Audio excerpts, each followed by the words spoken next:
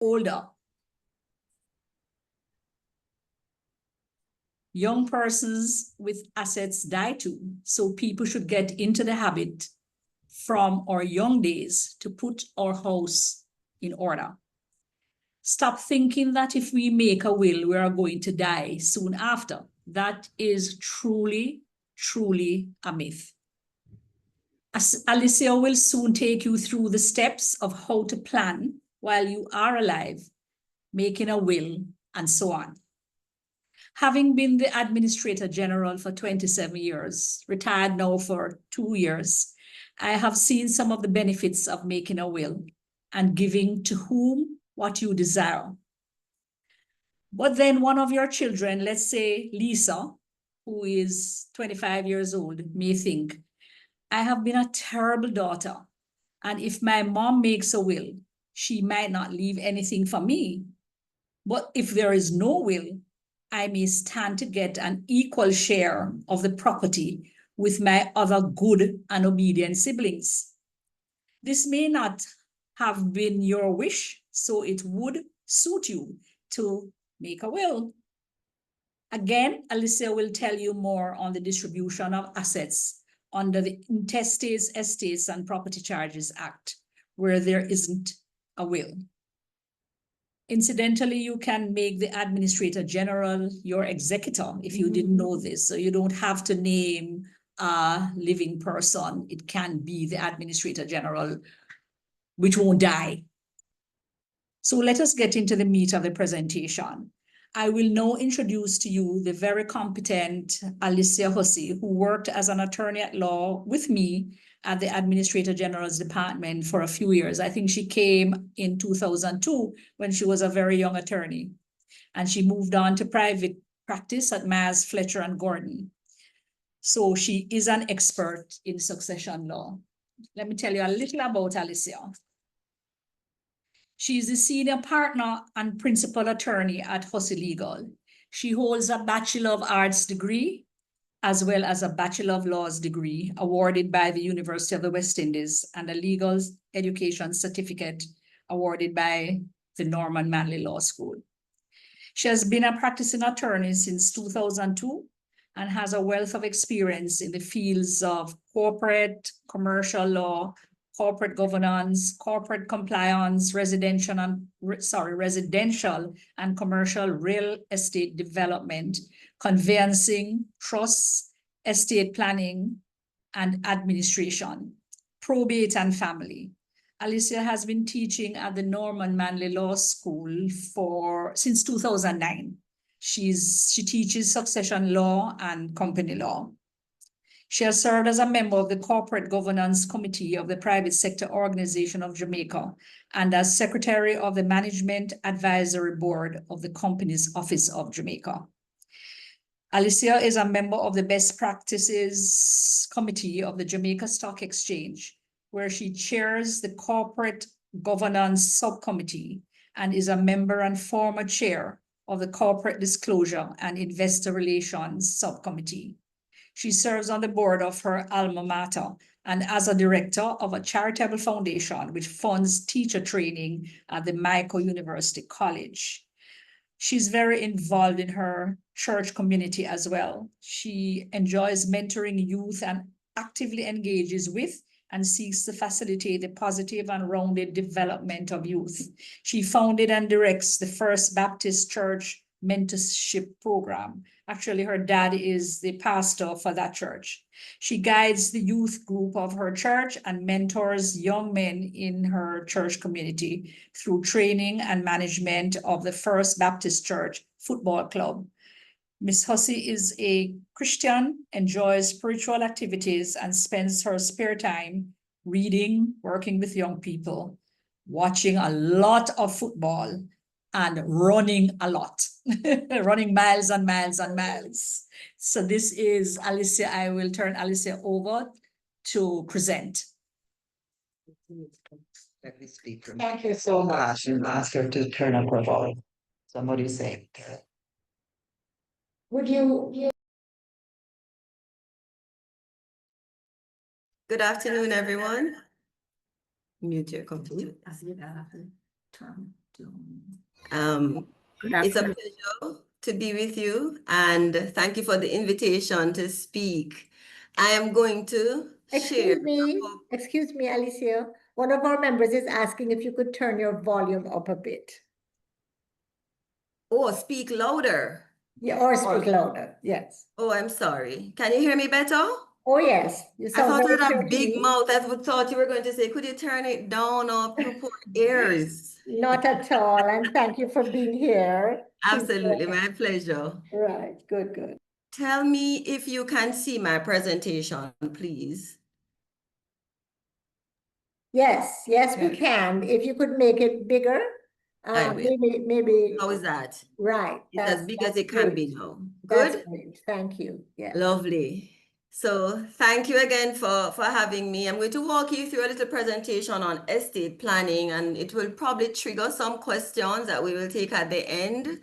I try to make it as practical as possible because this is a topic that can take many, many hours or days. It's inexhaustible and it's very long because it has so many components. But we'll go through, and then whatever tickles you, I guess you can just hold that question and we speak about it after. Good? So estate planning.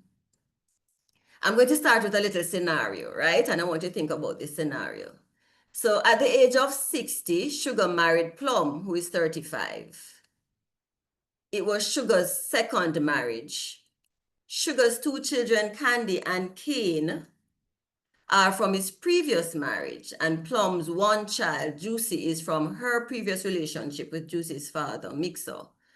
Of course, Mixer is still in love with Plum. So, you know, he's a little side man, as it were, in Jamaican terms.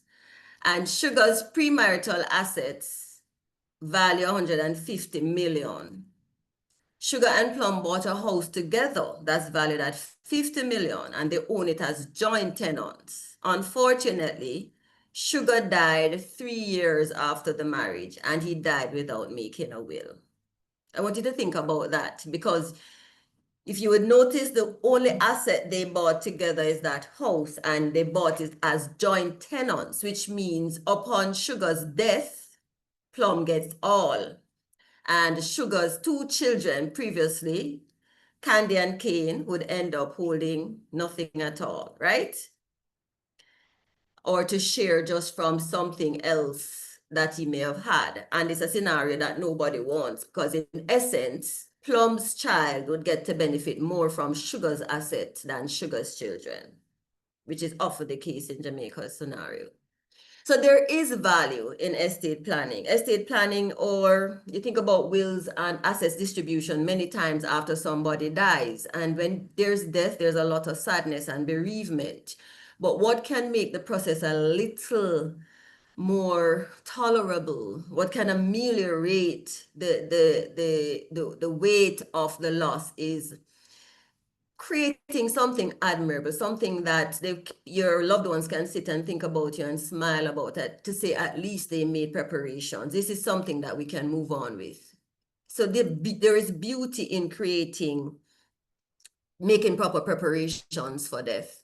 And there's also a blessing, because whatever you intended for somebody to benefit from will obviously get to them in the way you anticipated. And of course, this will help with the healing process. It's like a balm when you know that there are preparations made that will not create a burden, because there are many persons who die and did not even have an insurance policy. They don't leave anything in order. So it becomes a burden. Their death becomes a burden on their loved ones. And all that can be avoided with proper planning. So hence the value. So what is estate planning? Simply put, broadly speaking, it is the structuring and management of a person's assets or resources in anticipation of death. And estate planning does not only anticipate death, it may take care of a situation where a person becomes incapacitated. So estate planning can involve your making arrangements also to have somebody who has a trust or power of attorney to make decisions for you or to assist you when you're in a state, when you're incapacitated, as it were. And it's for everyone. As Mrs. Brown said earlier, it's not just for the wealthy, and it's not just for persons who think that they're going to die in the very near future. So understanding planning is important. Estate planning can be summarized as organizing your affairs during your lifetime to ensure that when you die, your assets are readily accessible for distribution in the manner that you want them to be distributed. So it's something that you have to be thinking about while you're alive so that at the appropriate time, everything is in order and it's not a concern of anybody. So you plan mainly because the future is uncertain. So you may think you're going to die soon, but you may live very long. So it's also very important to plan, whether it be to plan to invest or to plan to ensure that there is something for those persons that you want to benefit or those persons that you owe a responsibility to. You plan because death is certain. So whether it is now or later, you're not sure, but it is certain. So when will you become extinct? You don't know. And therefore, you do what you can while you can. You plan because honesty is scarce. You know, this is a cartoon shows you the gentleman asking, like the father asking, I'm sure I'm sure I can trust you not to fight over my money when I'm gone. And they're like, of course. But at the same time, each of them is hiding a weapon because they plan to fight. So it's very important that you plan. You're not sure about anything. Honesty is scarce and you can't really rely on your loved ones to really seek to benefit each other. So you want to make sure that you do what you can because you have the control. So there is value in estate planning because proper planning allows you to avoid certain taxes and retain the worth of your assets. So you have situations where you may want to, during your lifetime, add somebody to your title or your bank account or whatever it is, or you may want to transfer a property outright from then, depending, of course, on your plan. So you don't just take things generally. We don't broad brush anything at all because everybody's circumstance would be different. You know what your plans are. There are certain children that you have that you know you can add to your title now, and there are others you know you could never dare do that with. So you have to look at your own circumstances. Estate planning, when you plan properly, it allows you to facilitate the smooth transition or the transfer of your assets. So there's no delay because you know you're not administering an estate and so on. Or even if you are, everything is clear as to who is to get what. It reduces delays, prevents family disputes because it's clear what you want to happen. And unless you are ignoring some obligation or responsibility, what you say in your will or what you have structured in your pension or in your insurance policy when you name a beneficiary, all of those things will be given effect to. So it eliminates the lengthy administrative procedures. You know what happens, even when you have a child. You know, Mrs. Brown would not have had so much work to do if you had made a will, you know, so the child is 10 and the estate has to be administered until the child is 18, or if the child goes to university until the child is later in age, like 23, and finish the studies. So all of that lengthy delay would be avoided if you plan otherwise. And of course, the exposure of your business, because once you die without a will and you have a minor, and the Administrator General's Department has to administer your estate. I wouldn't say it's public knowledge, but it is out of the realm of the privacy of your home and so on. So all of those things can be avoided. So you dodge lengthy legal fees or hefty legal fees, which is not my favorite of the topics, but because it was up to me, I would say, you know, do what you want, because guess what?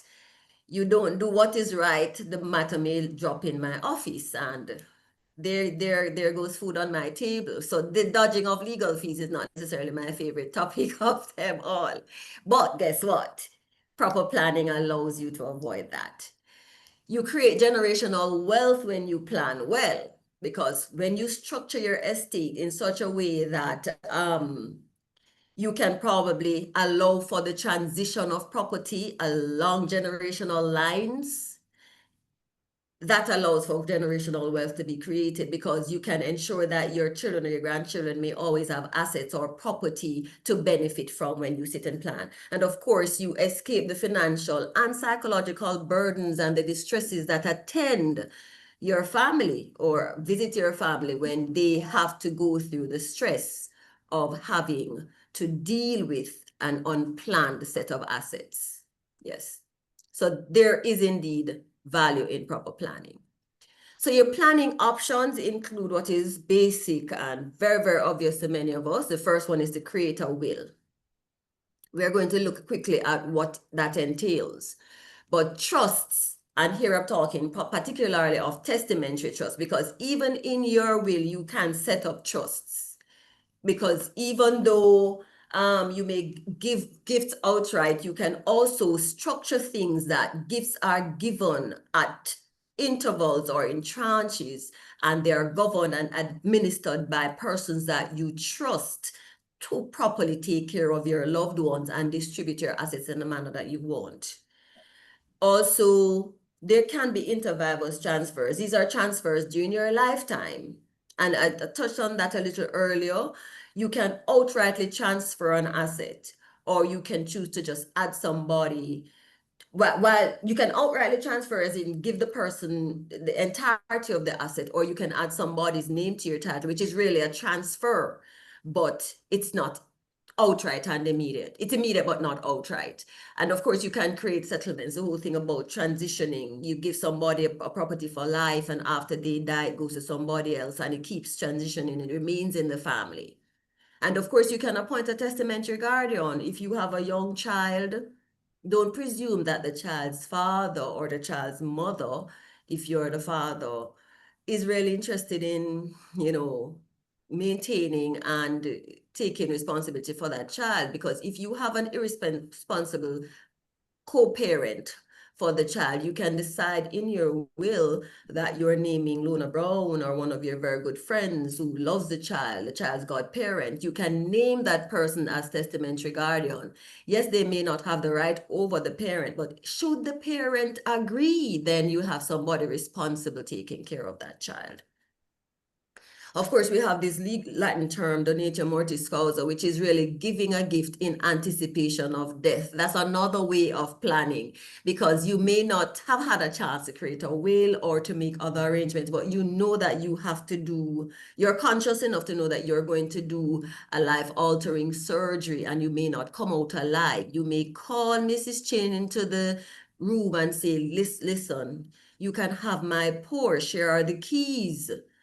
And you sign it over, but you're saying this is in anticipation of my death. If I come out of this surgery alive, you have to bring back my car.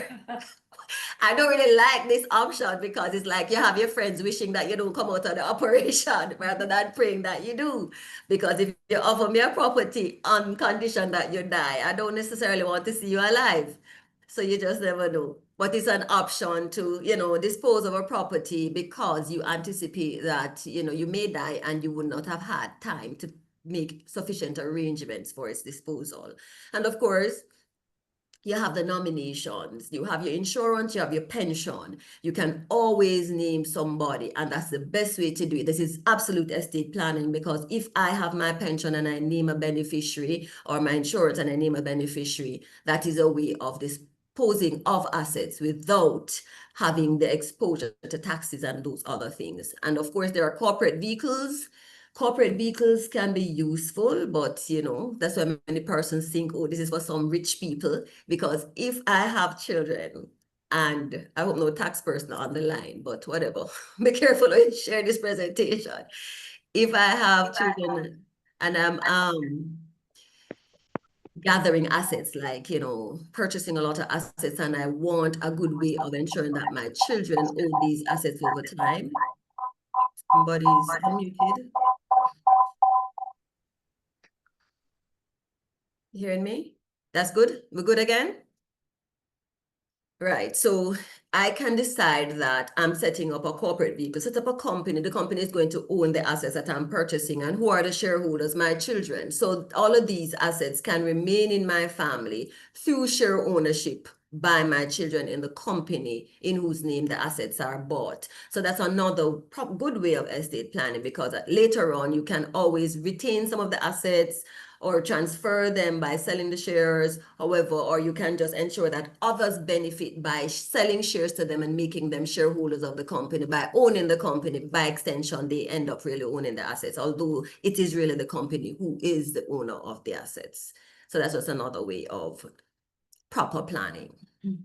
So you have the trust, setting up trust, disposing of the will, the property, the assets. Excuse me, I should have silenced this. Not even call it back. Oh, I apologize for that. So the next thing that I want to look at is creating a will. Many of us are already familiar with what it takes to create a will. A will is a written document in which a person provides for, how their assets are to be administered and distributed.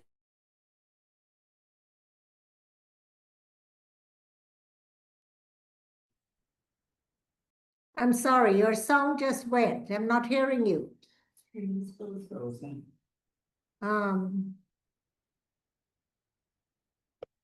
We're connected.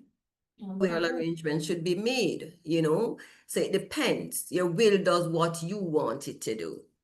So to be valid, are you hearing me? Now we are. We had a little Yeah, a little snag. yes, you froze a while, but now we're hearing you again. I know what happened. I was taking internet connection from the device that just went off, and Oh, I I took see. it off, and it switched to the other provider, and which is the unstable one. So I'm turning this back on. Sorry. Oh, no So problem. let me know if there's any interruption at all. Okay, we're doing.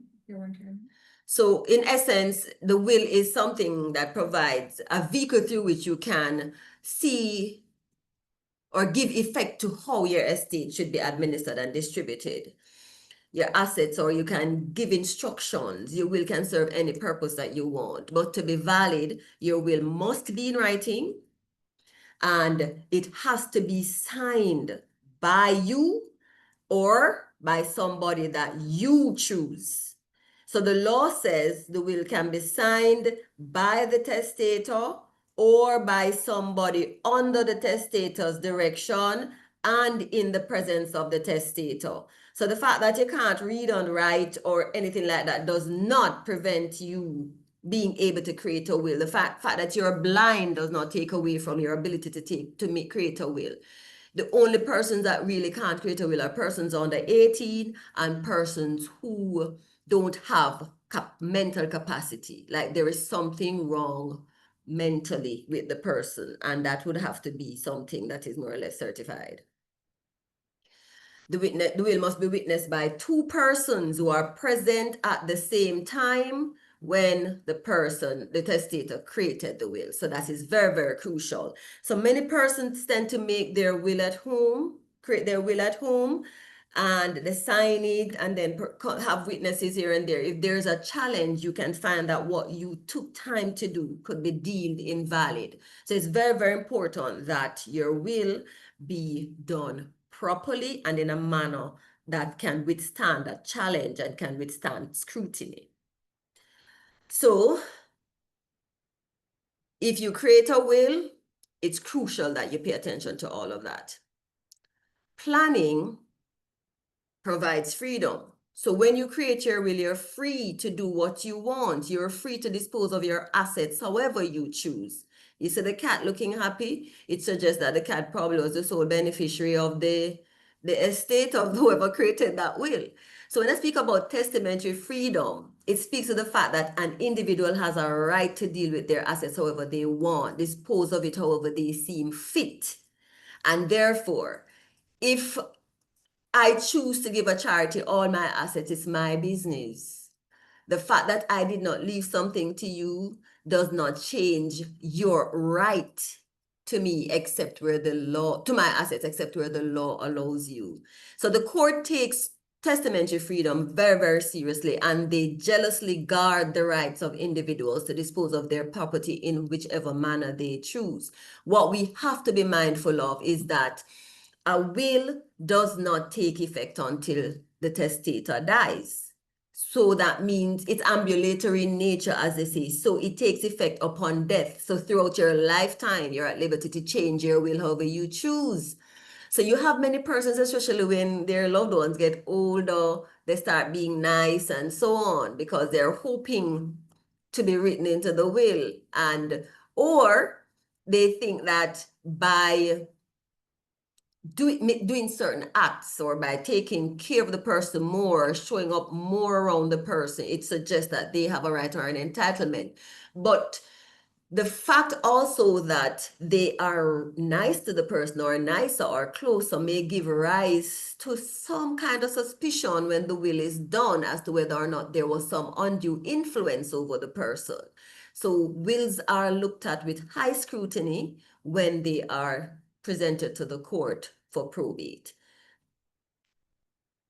And that is why we have a law in Jamaica that prevents a witness to a will from benefiting from the will. So when you create your will, your beneficiary cannot be one of your witnesses. Your beneficiary ought not to sign, because in doing so, they lose their benefit. Although the Administrator General's Act modified the Wills Act recently to allow that person who is on the at risk of losing their gift to make an application to the court to indicate that they did not unduly influence the testator, and therefore they didn't sign as a witness, and so they should really get their gift. So your property, your choice. Who you give your assets to really is a matter for you. So if you want to leave your property to whomever, it's totally your prerogative. So you can give the parakeet if you want. So you see some of these cartoons really reflect life. You know how they say they're really reflective of real life scenarios. So if you notice, even in this picture, clearly she did not have a good relationship with her husband, and she's anticipating that he was going to disinherit her. So even the solicitor knew. So the solicitor came prepared to, I guess, soak up the vitriol of this wife.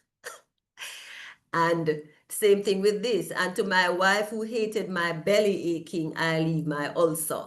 Many times these things create more problems than not, but it is what it is, and we deal with them as they come. But it just goes to show that your property is yours. You have an obligation only to those persons that the law impose an obligation on you in relation to, and therefore you can leave your assets in the manner that you choose. So your wishes, though, can be thwarted, and this is very important for you to know, because the freedom of persons to dispose of their assets however they choose can result in capricious or injurious distribution of property, where they ignore or disregard a responsibility that they have.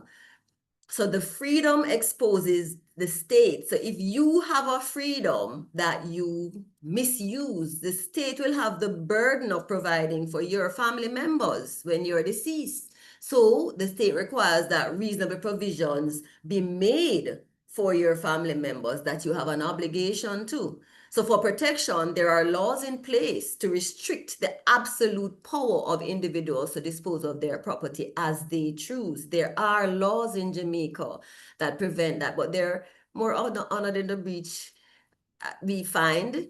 But testamentary freedom, though, can be disturbed by the superior right of certain relatives to a fixed portion of an estate. And therefore, the power of the court to make a discretionary award can disrupt testamentary freedom. So you may think I made a will and what I say stand, but you won't find that because you're dead by the time they're looking at the will. But the estate will realize that they're in court because somebody is making a claim for reasonable provisions from the asset left by the deceased. So there's a specific group of persons that the law allows to disturb your estate or to disturb your will. So only these statutorily prescribed individuals can do so. A husband or a wife, a common law spouse, a former wife or husband, a child or a parent. So of course, if you're married and you had a husband or a wife and you never left sufficient or reasonable provisions for them, you do have the statute, you have the Property Rights of Spouses Act and all of those things, which suggest that there are certain obligations that you may have to your spouses or to your wife and husband. Let me not use the word spouse. The common law spouse, reasonable provisions should be made for that person as well, because they can make a claim against your estate. A former wife or husband, somebody that you were making maintenance payments to, or what we call alimony. If you create a will and you did not leave provisions for them, they can disrupt your estate. A child who is under the age of 23 but in university, but up to the age of 18, you have an obligation to support that child. So you can't say, I don't like that picnic anymore, they're not getting anything from my will. The law provides that you must make reasonable provisions for them if you're capable of doing so upon your death. And of course, a parent to whom that you were maintaining and to whom you owe an obligation. So you have to look at this and say, okay, how can I avoid any of these people? Because if indeed there are persons that you don't like in your family and you want to disregard them in your will, but you think you have an obligation to them, you may make arrangements for them otherwise. And it's up to them to challenge it, because if they don't think the provisions were sufficient. I had a client who had an outside child, and he did not want his family, his wife, to know.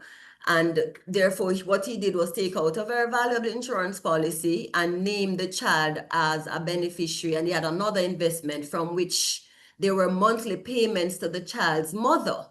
He was no longer with the woman, but of course, he was honoring its obligation to this child. And the insurance policy was sufficient. It was a hefty enough investment because it had an investment portion, and of course the payout was significant, but he was wealthy.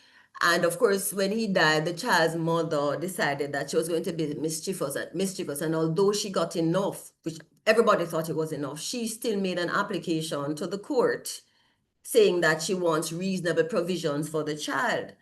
And her application failed because the court looks at all the circumstances, not just the fact that this is a child of the deceased, because what you're applying for is reasonable provision. So the court looked at what was reasonable, and the court thought that the investment combined with the payout from the insurance policy would have been sufficient for this child because it was a significant sum. So what this tells us is that you do not have an entitlement to the estate of the deceased if you fall in these categories. What you have is a right to apply, because the determination is the court's to make, looking at all the circumstances to determine whether or not, reasonable provisions were made for you or something should be taken from the estate for you.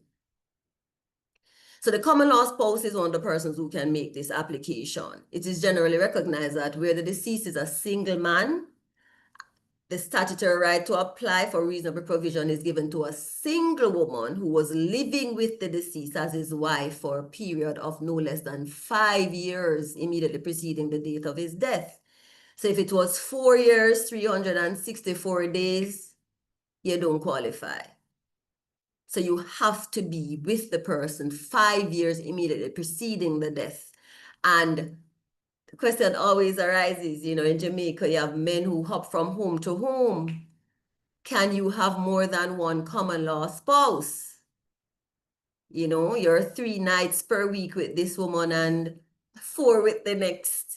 And then you rotate it. Which home do you really belong to? So I don't know. You just don't want to find yourself in that position. So it's many times it's a warning, particularly to the ladies, because it's usually the men who tend to roam. I'm not hitting the men at all, but it's a fact. So we just have to make sure that if we fall in that category, provisions are made, or if you intend to stay, get married, make it formal. Because remember that if you are married, even if you are estranged from your wife for 10 years, and you're with another person for 8 of those 10 years and you die, the wife can come right into that yard and drive out the car and all of that. You have no rights because a married man cannot have a common law spouse. Full stop. So who is the child? The child is given special consideration as far as where the deceased is concerned, where their education was of a particular standard. The court will not allow that standard to fall just because the deceased is no longer around. If the estate is sufficient to maintain the child at the standard that they've become accustomed, then the court will ensure that this happens. So you have many children in these categories who are not necessarily biological child, but they were accepted by the deceased. Then if they are so accepted, then they would be entitled to a benefit from the estate. And therefore, there's a liability to continue the maintenance of that child. So outside of properly making a will or ensuring that all your assets are disposed of properly, you may die and find yourself, well, the deceased would have died intestate. So this is where somebody dies without leaving a will. And you die intestate also where you thought you had a valid will, but you got married. Many people fall in this category because the law, by statute, marriage voids a will. Marriage nullifies a will. So if you had a will from 19 whenever and you meet a lovely young lady and you get married and you just, especially if it's like a second marriage or so on, and you thought your estate was nicely wrapped up, you gave everything to your children. The fact that you got married means you no longer have a valid will because by law, your will has been nullified. So when a person leaves a will which does not dispose of all their assets, that too creates a form of intestacy. It's called partial intestacy. So in other words, if you created a will and you dispose of all what you consider to be or you thought was all your assets, only to hear that Auntie Lori Chin left you a piece of land off Malines Road.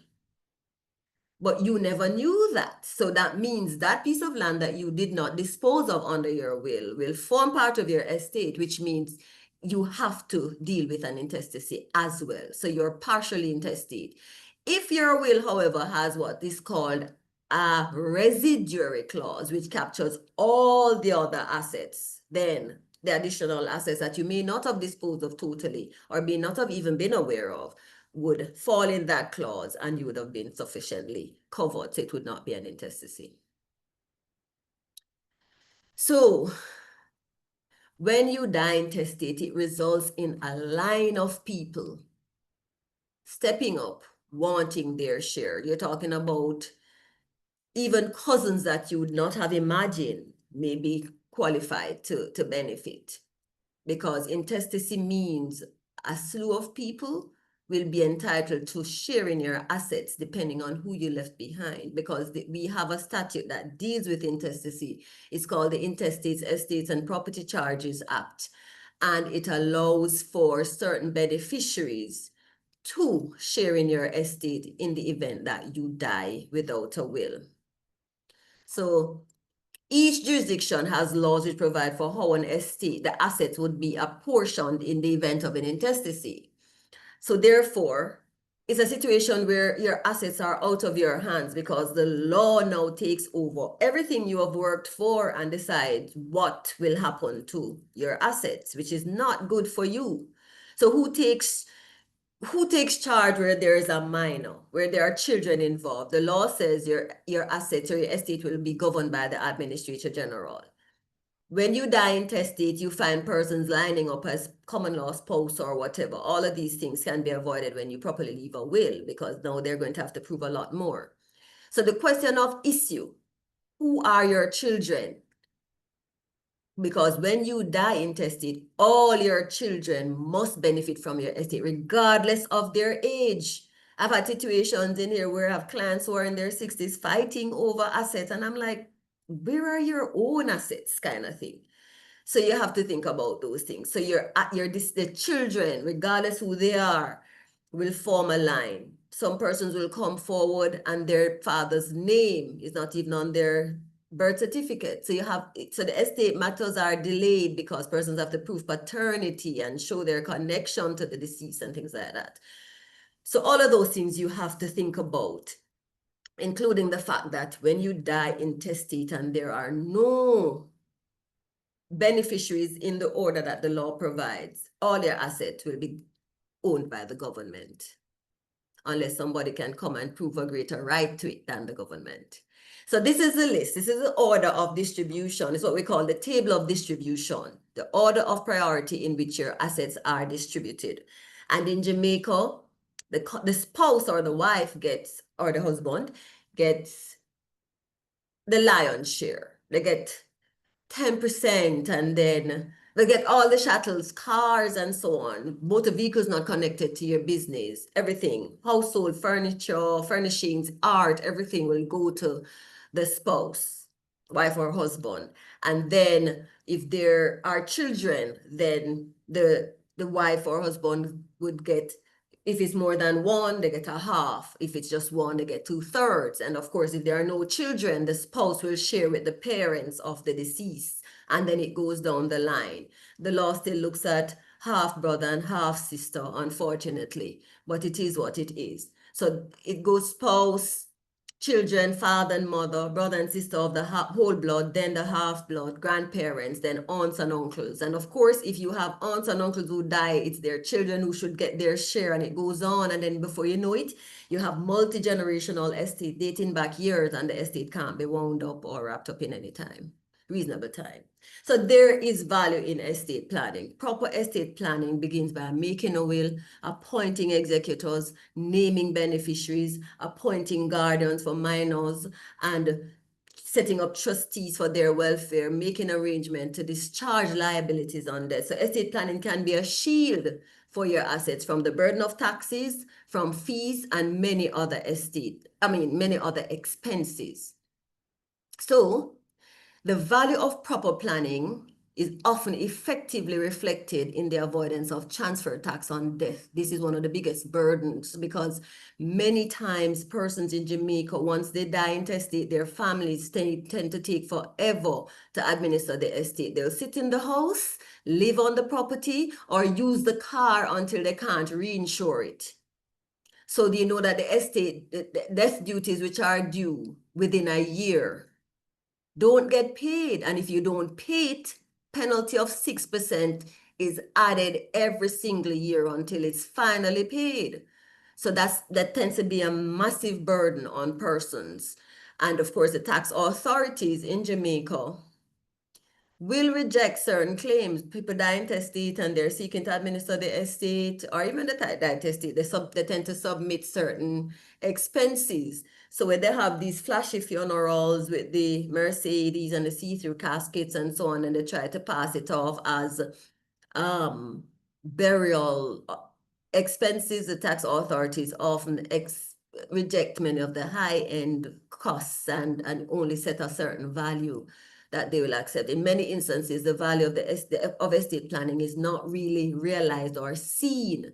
It's not quantifiable, because real estate planning allows your beneficiaries to be relieved, because there's headache often when they find themselves in a situation dealing with an intestacy, not enough money to pay estate duties, not enough money to pay the transfer tax on death, or to pay even an attorney. So you want to make sure that you plan well and you avoid the stress. So it is your business, therefore, in a nutshell, to utilize your knowledge and to capitalize on this moment to personally engage in good estate planning if you have not yet started to.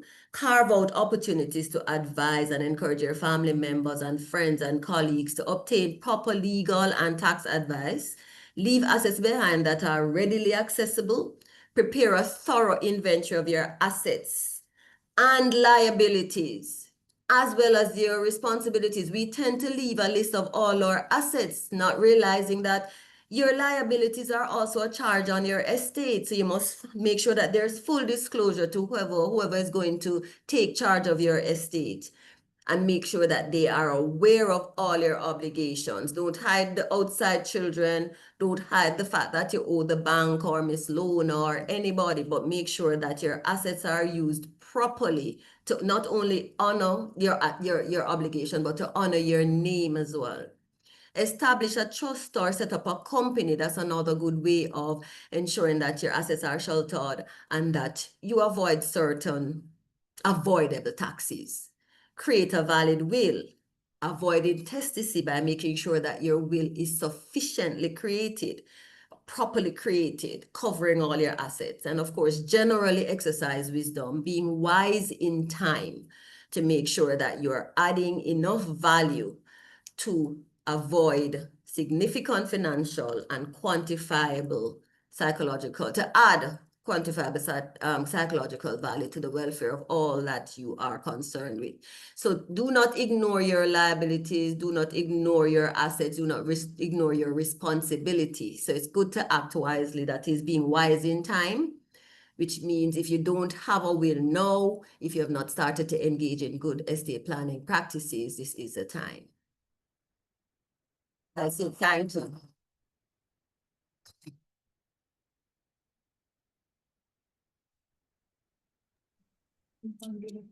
Thank you so much. We have some questions in the chat.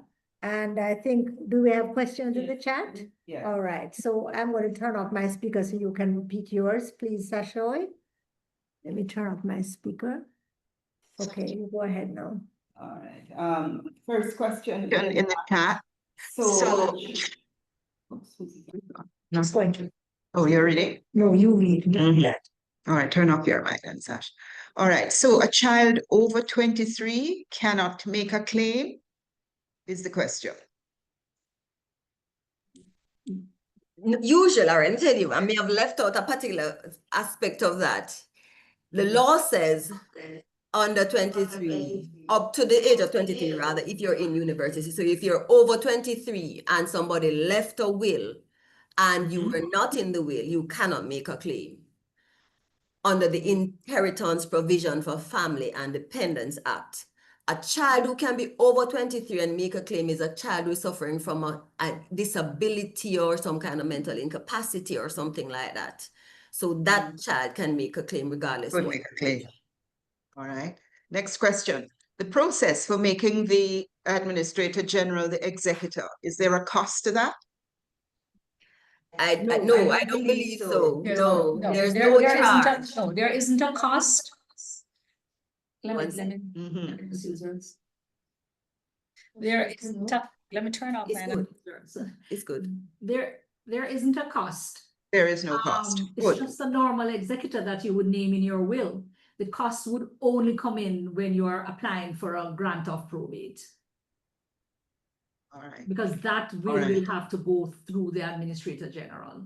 But there isn't a cost. Just make your will, name the Administrator General, and that's it, like you would name any other executor. And how do they go about that? Is there a special form, or, you know, how do they go about naming? Just a normal will. Okay. And you Just a state normal in will. it, the Yes, and you put Administrator your will in General safe- will be my right, so you executor. put your will in safekeeping or give it to your attorney, so somebody will know that once you die, then you take that will to the Administrator General's department. But the Administrator General's department, I guess, would be entitled to their executor's fee. Just like like every other executor. Right. Every It's executor. like any other executor. Administrator Okay. is entitled to a 6 to 6% Of the Of the value of the estate. But Yes. the beauty of the Administrator General being an option to be executor is that it's a certainty. It's unlike a human executor who can die. And it's also a situation where they won't say no, because you may go ahead and name another corporation and the corporation turn around and say, no, we're not doing that. And any normal executor can renounce as well. And what happens to us older persons when we're making wills is that we name executors who are old as well. Yes, and witnesses who Probably are old. die So off we need later, to yes. look at somebody young who will survive you, because oftentimes executors die before the testator. Yep, because that means has perpetual existence. Yes. That's good to know. All right, this person says, at the appropriate time, please talk about planning for the eventuality of becoming incapacitated due to dementia or Alzheimer's. Right. So unfortunately, one of the first steps we tend to take when that type of incapacity impacts as a mental incapacity, because usually we don't know that this is going to happen. But normally you can't plan for that, because the only way you can plan for something like that is to give instructions. But once you become mentally incapacitated, your instructions have no weight in law. So therefore, your family members now would have to go to court and be appointed committee for you under the appropriate legislation. So even where a power of attorney existed before, when you become mentally incapacitated, the right of the person holding the power would now be spent, because whoever gives the power must have the capacity to withdraw it. And with mental incapacity, you no longer can withdraw it, and therefore you can't have a power of attorney out there. So only the court can appoint somebody to have responsibility over you in that event. What about the matter of guardianship?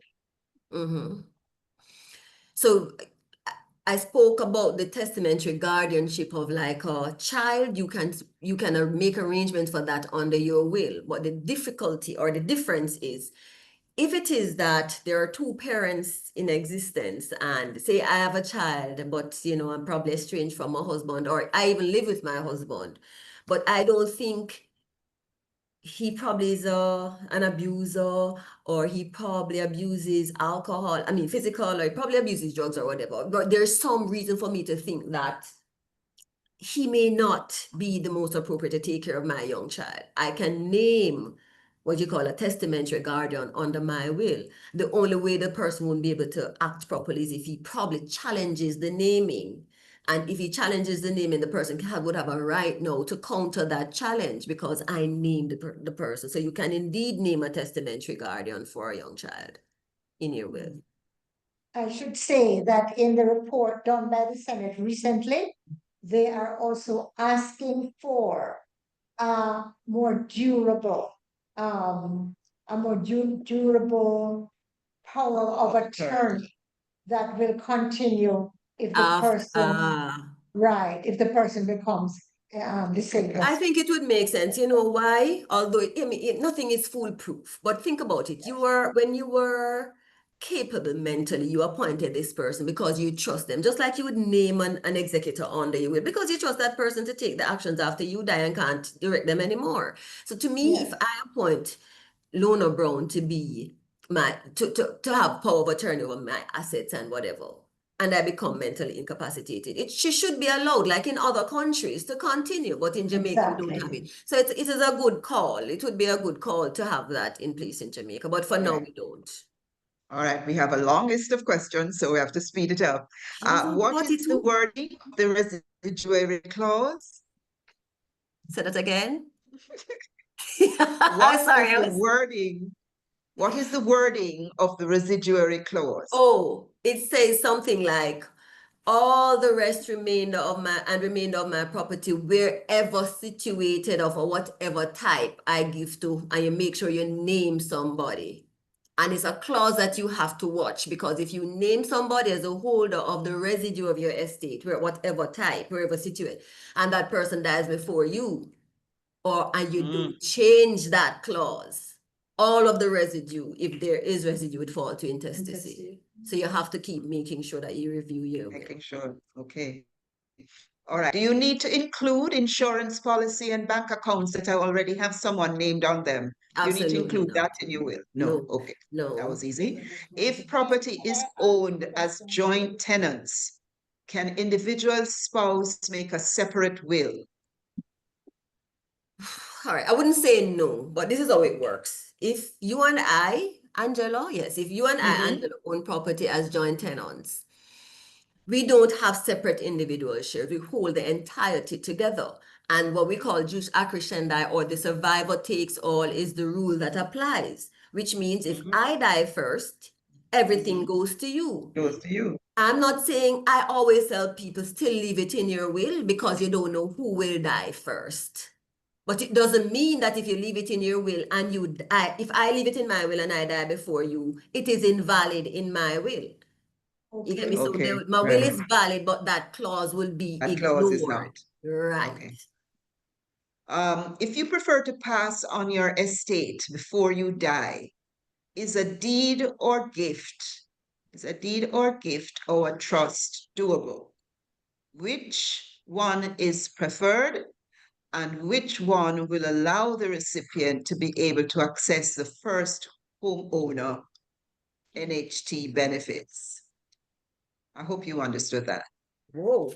Oh, Read I that get again. it now. I get it now. You get it. Because Okay. essentially, I think based on how the housing trust works, if you own property already, it's like they're saying you can't access the benefit or something to that effect.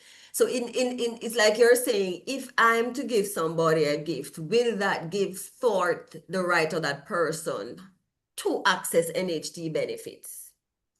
And I don't think so. But if it is that, I don't think it will. It doesn't matter because the person never got a benefit from the NHT before. But unless they're looking at it to say the NHT will say you already own land. If that is the case, then, and I'm not sure how the NHT treats it, but I would suggest how you give your gift will really depend on how you want to treat with your property in the future. Initially, I'd spoken about outright gifts, like giving the gift outrightly, which means you, the owner, would no longer have a right to it, or you can create a trust where you're the settler, you remain on it until a particular time to avoid taxes. But how the NHC treats whether or not you own a property before, I really can't speak to that. And it's something that would have to, the person asking would have to check with the NHC that inquire about directly. I'm not really sure if they would look at the fact that you are in receipt of a benefit to cause you not to get a benefit from them. I know that once you get a benefit before, you can't get another, except like probably some home improvement. All right, so now Alicia, there are 28 questions remaining.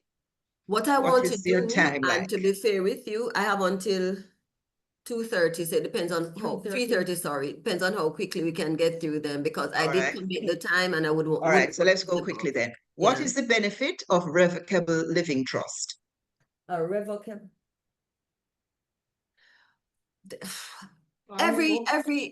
It's always benefit. The benefit is Revocable living trust. revocable. Okay. Yeah, I know what the benefit. The point is that a trust, when a trust is created, and you're able, we call the person who create the trust a settler or the donor. I always prefer when they have the right to revoke it, because it's your property. In that way, it works almost like a will. But many times when you make it irrevocable, the benefit is that the person almost gets vested with the asset immediately. Yeah. So there's the benefit to the person creating when it's revocable, but if it's not revocable, the benefit is really to the beneficiary under the trust. Because guess what? You can't change your mind. You can't take it back. So that's the difference. And it's very good estate planning when you make it irrevocable, because guess what? Once it's set up like that, the benefit will go to the beneficiary later on. As you intended. Right. Okay. All right. What exactly is transfer on death tax? Transfer of what? Transfer tax on death is what we call, all right, just like in life, when you transfer shares or you transfer land, there's transfer tax on it. Yes. So when somebody dies and they left an asset for you, once the asset is to go to you, it's changing hands or it's changing owner, the government imposes a transfer tax. The difference is that it's like 1.5% in death, whereas in life it's 2% when you transfer land. On shares it's like 1%. So that's the difference. Okay, all right. So it's what we call also death duties. I know the answers are short and a little quick, but yeah, that's what we need, yes, because I have 28 more. As fast as you quell one, another one comes. What is the possible solution if one of the beneficiaries witnessed and signed the will in error? I take it that means the you didn't court know will, yeah, it's always error. the excuse that they use, but remember that the law is to prevent fraud or undue influence on many times on a deceased or a testator who is unaware. So you may know that, oh, it's in error, but the court is looking at you as suspicious. So you would have to now take the benefit of the amendment to the Wills Act to make an application to the court to prove that you brought no undue influence to bear, or there was nothing suspicious about the circumstances under which you ended up signing the will and that you never intended to witness the will, and therefore they should not look at your signature as a witness because if you sign as a witness, you can't benefit. So that's the solution.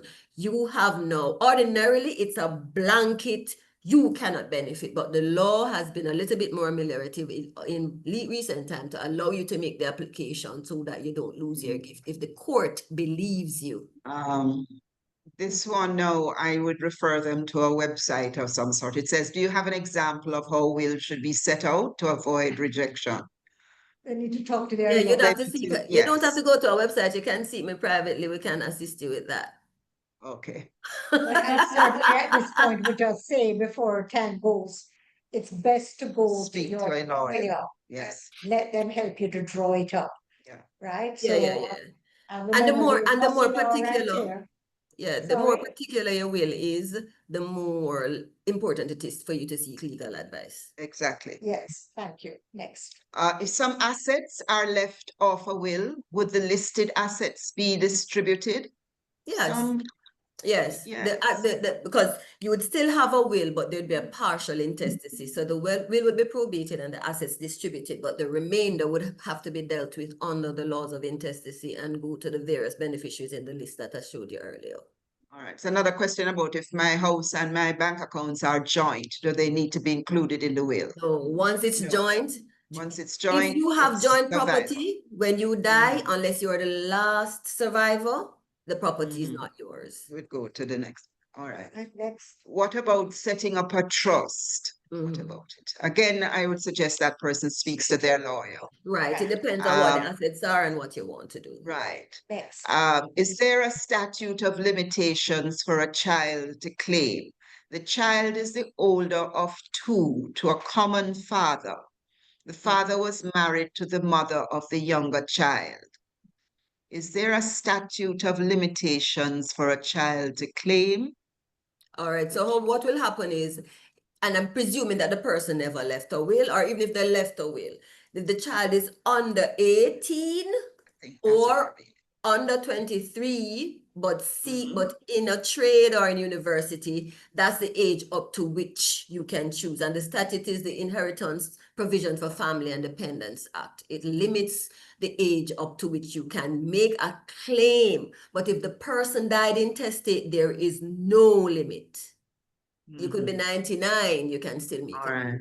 All right. So this one we've answered already. Can a beneficiary be named as an executor? We did that. If you Yes, the already have beneficiary your- can be named as an executor. The Okay. beneficiary just can't sign the will as a Fine. witness. Okay.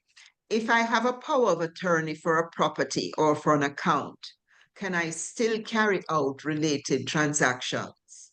Yes, if you have a power of attorney. Unless And the you're- person then is you're dead. capable. Unless the person is dead. If you have a power of attorney for a dead person, your power dies with them. If you have a power of attorney for a person who becomes mentally incapacitated, your power dies with them. I think that's what they're asking. Next. Can a house or furniture be willed to more than one child? Yes. All right. Fishy. Yes, yes, but this whole thing about this child gets this room and that room, that's not legal. You have to just will the assets. You can say who gets the fridge and the whatnot and whatever, but you can't say who gets what room because land is land. You know? Yes. So if out of the goodness of their heart they decide that they're going to be obedient to the wishes of the deceased, then fine. But yeah, you can't will rooms and the cans in the refrigerator. Yeah. If our will clearly states that if one spouse dies, all assets go to the survivor, will there be a transfer tax payable before him or her owns the assets? There's always transfer tax, but you can avoid certain taxes. Of course, if the house is the matrimonial home, there is an exemption. If it's going to the other person living in there or somebody who can claim that this is where they lived as the Okay. matrimonial home. All yeah. right, so matrimonial home. What percentage of the estate value is a reasonable legal fee? Didn't we just say 6% for the No, executive? that's the executor's charge. The Ah. executor charge more than the lawyers, you know. Normally, legal fees between 3 and 5%. It depends on the lawyer. How many times they will, move their rates depending on the That's you and value. your lawyer to sort that out. Right, If Yeah. the beneficiary predeceases the testator, what happens? If the Thank you, beneficiary seems to predeceases the me. testator, the gift lapses. It Mhm. means the gifts fall to the residuary clause because it has no owner. There's no owner. right. Yeah. All right. So many times people will put a clause in their will to say, I give this will to Lona, and if she predeceases me, it goes to Angela. So if the clause is not worded like that, and Lona predeceases me and I don't change my will, whoever is the residuary beneficiary will get Lona's gift. If no residuary beneficiary, then it goes to intestacy. All right. What is involved in appointing a trustee or a beneficiary? Just naming them. Just If you're name. All will, right. you're naming them. If you're creating a trust, you name them in your trust. As such. If an investment account is in the name of the holder and a child, does that child automatically gets the investment? Yes, it would be kept. Of course, it would form. Well, let me tell you, it depends on how it's set up. So if you set it up as an investment account, indeed the rules of the investment would operate. But if the child is the remaining owner, then it belongs to the child. And of course, whatever belongs to the child would be governed by the guardian of the child. All right. So indeed, the Are child living would be the wills, beneficiary. is there a living will in Jamaica? No, No, living will. Okay. no. All right. What about a durable power of attorney? Is that something done in Jamaica? No, we just. It's Not yet. Oh, we just just- talk about that. Yes, Yes, it's the not yet. duration can be beyond, yeah. Right. How can I plan for an adult relative who is intellectually challenged and cannot manage whatever assets I may leave for him to live comfortably? Right, that calls for the setting up of a trust, some sort of arrangement where somebody would be responsible for investment and the maintenance of that adult who is mentally incapacitated, ensuring that they are maintained well and the properties, if it's investable assets, it's invested in such a way that the returns can be sufficient for the maintenance of the This one person. we can answer. Can I write to say that in the event I become mentally incapacitated before I die, I want so-and-so to make decisions on my behalf? Yes, you can do that. Someone No, but writes not a in a will. will, not in a will though. You can leave instructions to somebody to say, okay, just like you would give instructions to your hospital about who can make decisions for you, but generally, Next stuff, whatever, but yeah, but not a could be will. an exception, So you can depending on write the something, policy. but not a will. Okay. Someone writes a will in his own handwriting. He gets someone to type it up for him. However, he dies before signing either document. Could a valid case be made, and to whom, for both the typed and handwritten documents to be submitted as authentic representation of his last will and Sorry. testament? No, Signed. the will, signed. the Wills Act is very specific as to what constitutes a valid will. It has to be a written document signed But by they the make him sign the testator handwritten something. and witnessed. So even if the person signed it and it's not witnessed, it's not valid. It has to be Not witnessed. Valid. What is common disaster and how does it impact on the distribution of the proceeds of one's estate? What is common disaster and how does it impact on the distribution of the proceeds of one's estate? I don't know of anything called common disaster impacting know. on I have no distribution. idea what that is. Moving along. How does starting a company help with improving Common my disaster is when the person who writes the will and the beneficiary die at the same time in an accident. The law says that the person who is older has died first. That's why both husbands and wives need to have a will. Oh, that's not what I understand. That's what we call in law is commorientes, and it has to do with persons. So, for example, there's a husband and wife, and they were in a plane crash together, and they don't know who died first. The younger is presumed to survive the older, and therefore they're presumed to die last, and therefore That's the same thing I said. Yeah, but I'm That's the saying same we thing don't I know said, that but to we be say it in common. different ways, but that's fine.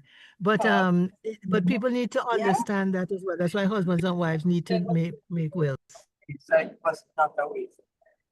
All right, so that's what it means. Still makes the case for the will. For individual. For individual wills, correct. How does starting a More company individual, help with right. improving my estate plan? Well, it depends on what your estate plans are. So if it is that you, it really depends on your plans. Starting a company to own property like a holding company can be a good estate planning or tax planning tool. But you have to be careful because once you have the company own your assets, they are not yours. So it helps in that way, and it allows for the continuation of the ownership of your assets, because that way, rather than transferring your asset to somebody, you just add them to your company as a shareholder, and they will continue to hold through your company. Through the company.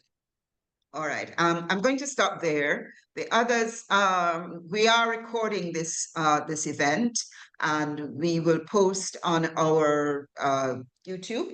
We will post, Yes. and we will advise you when that happens. So if you've missed anything or you want to refer somebody else to it, we will tell you when it will be posted, and then you can go back and review. I want to thank everybody who has been in this. This has been exhilarating. All right. Miss Hussey, somebody wants your contact. Could you share it? Could you put it in Put it in the the chat, chat. In the please? chat, yes, please. But they could also go to Hussey Law. and Hussey- they would see Hussey that. Legal, Hussey right? Legal. Hussey Hussey Legal. Legal. So Yes. they could just go on Google to Hussey Legal, and they would see the contact there as well. Mhm. Right. So, Let me look. Putting it in the chat. Right, great. 14 Westminster Road. the sharing of the recording will be made in our CCRP MailChimp. I see somebody putting their unique email address. We're not going to do that. We will put it in the general CCRP MailChimp so everybody can see it, okay? All right. I just wanted to hold this up. It is really on Google. I just put in Hussey Legal, and everything came Okay, up with right. directions to the office and everything. And the So you number can and just all go of on that. Google right. And you will and see type in it. Hussey Legal. Okay, but the contact is in the chat And anyway. the contact is also in the chat. All right.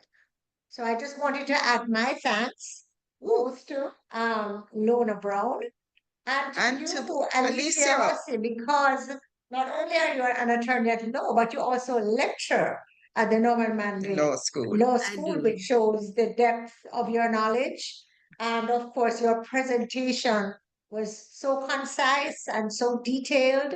And I've learned, I thought I knew a lot of what you said, but I learned so much So much more. again. So much. So we're very grateful to you, and also, of course, to Lona, who helped to organize organize this, and this. of course, is a member of CCRP CCRP. as well.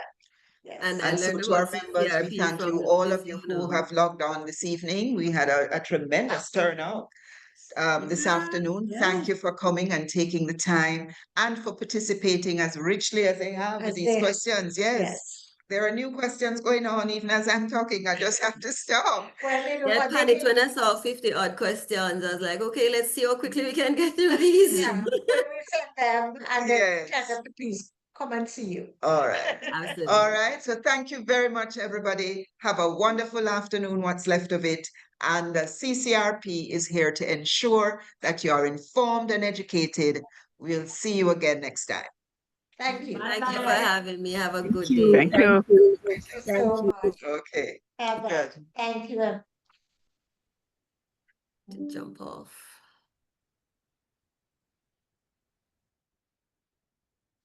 See a lot of applause going on.